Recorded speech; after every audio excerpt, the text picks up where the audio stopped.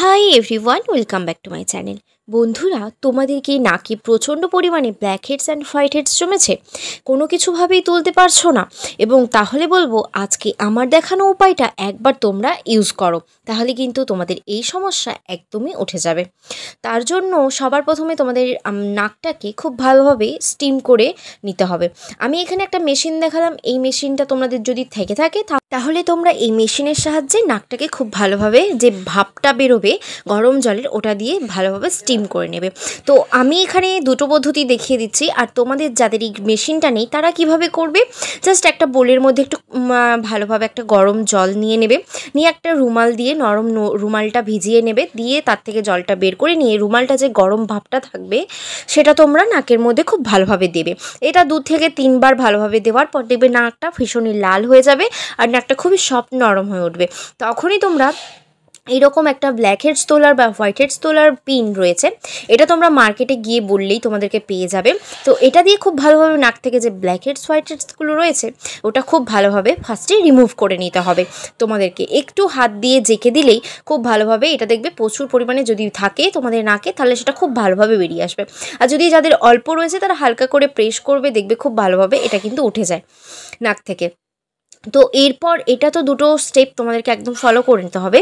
তারপর তোমরা একটা পেস্ট কিন্তু অবশ্যই লাগাবে তোমাদের নাকের মধ্যে। তো চলো কি সেই রেমেডি সেটাই তোমাদের সাথে শেয়ার করি। তার জন্য প্রথমে এখানে একটা বাটির মধ্যে নিয়ে নিতে হবে একটু সামান্য পরিমাণে টুথপেস্ট। তো এখানে কোনো জেল বেস্ট না ইউজ করে এরকম কোলগেট যে টুথপেস্টটা হয় ওটা নিয়ে নেবে। এরপর আমি দিয়ে দিয়েছি সামান্য পরিমাণে বেকিং সোডা আর চালের গুঁড়ি। তো চালের গুঁড়ি আমাদের স্কিনকে এক্সফোলিয়েট করবে, স্ক্রাবের কাজ করবে, যেটা আমাদের খুব ভালোভাবে blackheads and whiteheads তুলে ফেলতে ভীষণ সাহায্য করে। আর এর মধ্যে আমরা দিয়ে দেবো পাতিলেবু, অনেকটা পরিমাণে দেবে পাতিলেবুটা।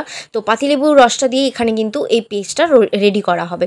তো খুব ভালোভাবে দেখতেই পাচ্ছ একদম রেডি করা হয়েছে আমার পেস্টটা। তো এই পেস্টটা তোমরা যদি শুধু নাকের ব্ল্যাক হেডস নয়, তোমাদের যদি মুখের চারপাশে বা ঠোঁটের চারপাশে যদি খুব ব্ল্যাক স্পট পড়ে যায় বা নাকের চারপাশটা দেখবে অনেক সময় দাগ হয়ে যায়, এইগুলো তো কিন্তু দূর করতে সাহায্য করে। এছাড়াও হাঁটু, কনুই, গলা, ঘাড়েও কিন্তু এই পেস্ট তোমরা কিন্তু ইউজ করতে পারো। তো চলো আমার পেস্টটা এখানে রেডি হয়ে গেছে। আমি খুব ভালোভাবে এই পেস্টটা এবার আমার নাক আর এই থুতনি বলো, তারপর ঠোঁটের ওপরটাতে, এগুলোতেও ব্ল্যাক হেডস হোয়াইট হেডস খুবই জমে।